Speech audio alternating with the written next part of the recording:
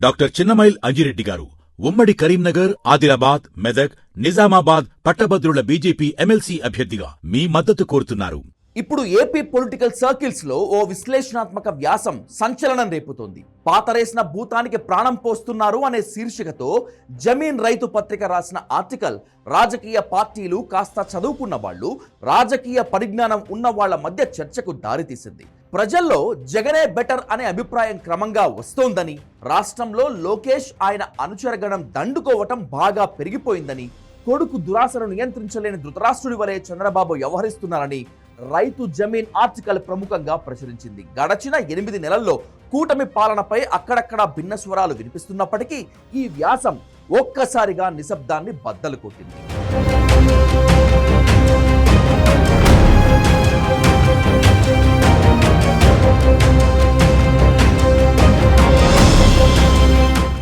జమీన్ రైతు పత్రికకు తెలుగు రాష్ట్రాల్లో ఘనమైన ఖ్యాతి ఉంది. సుమారు 97 సంవత్సరాల చరిత్ర ఉన్న పత్రిక ఇది.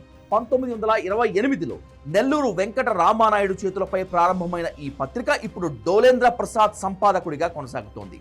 ఆత్రేయ, రావూరి భరద్వాజ, భాంగోరే, బెజవాడ గోపాల్ రెడ్డి, రాయప్రోలు సుబ్బారావు, గుర్రం జాషువా లాంటి వాళ్ళు ఈ పత్రికలో పనిచేశారు.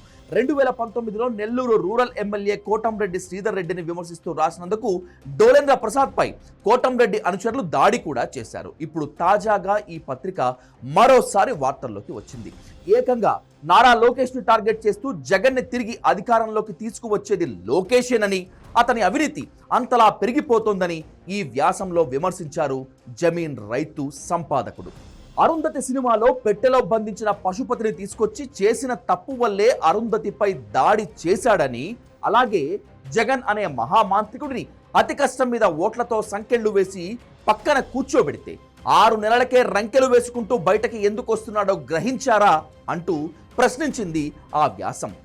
జగన్ హయాంలో తెలుగుదేశం కార్యకర్తలు, నాయకులు ఎన్ని కష్టాలు పడ్డారు, ప్రభుత్వ ఉద్యోగులు, టీచర్లు, పారిశ్రామికవేత్తలు, గనుల యజమానులు అందరూ వలసలు వెళ్లిపోయిన విషయాన్ని ఆ వ్యాసం గుర్తు చేసింది. కానీ మరోసారి జగన్ అధికారంలోకి వచ్చే సూచనలు కనిపిస్తున్నాయని, దానికి కారణం చంద్రబాబు నాయుడు, లోకేష్ వ్యవహరిస్తున్న తీరేనని విమర్శించింది జమీన్ రైతు. నిజానికి జగన్, అతని పార్టీ 11 సీట్లకే పరిమితం అయిపోయినప్పుడు, ఘోర పరాజయాన్ని చవిచూసినప్పుడు అసలు చుట్టూ ఉన్న వాళ్ళు తమ పని ఖతం అని అనుకున్నారు. కానీ విచిత్రంగా 6 నెలలు గడిచేసరికి వైసీపీకి పోయిన ప్రాణం లేచి వచ్చింది. ఇప్పుడు జగన్ ఆ అసుర గణం జోలికి వస్తే గుడ్డలు ఊడదీసి కొడతా, సప్త సముద్రాలు వెనక దాక్కున్నా వెతికి పట్టుకొస్తా అని వార్నింగ్ ఇస్తున్నాడు. అంటే దీనికి బాధ్యులు మీరు కాదా అని చంద్రబాబుని, లోకేష్ని ప్రశ్నించింది జమీన్ రైతు పత్రిక.